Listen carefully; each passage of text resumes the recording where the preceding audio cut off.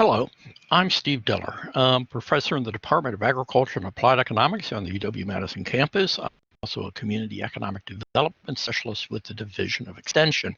And what I want to do is take a couple of minutes to explain how the Dairy Innovation Hub special grants has allowed me to kind of move forward with some of my work. Every 5 years or so, I conduct an assessment of how agriculture and dairy in particular contribute to the state's economy. I do this statewide. I also do it for subparts of the state. I also do it for individual counties.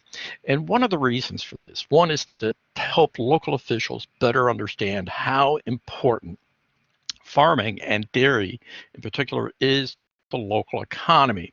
Now, one of the things that I try to do is to help them better understand it by looking at essentially how farmers purchase inputs in the local economy. What do they need to buy in order to produce milk?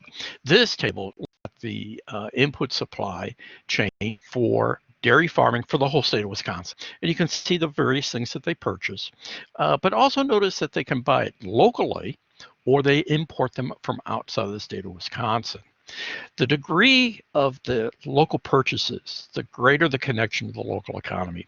So from a policy perspective, not only is it understanding how dairy fits into the local economy, but also ways in which to improve that. From a policy perspective, what we want to try to do is to minimize those imports, that last column on the table, and maximize the amount that's purchased locally.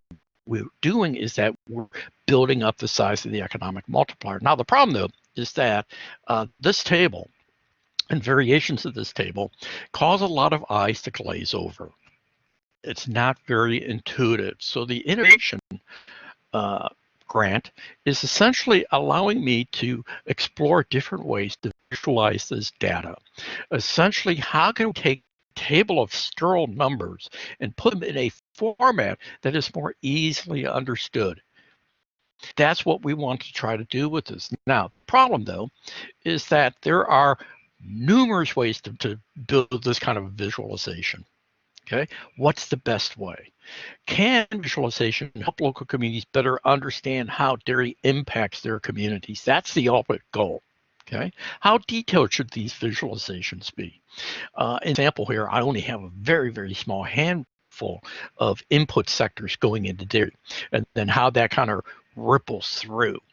The question is, how much detail do we put onto a visualization like this?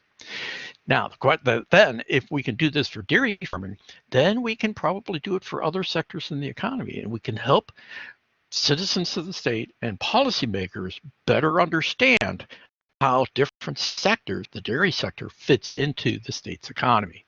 Thank you.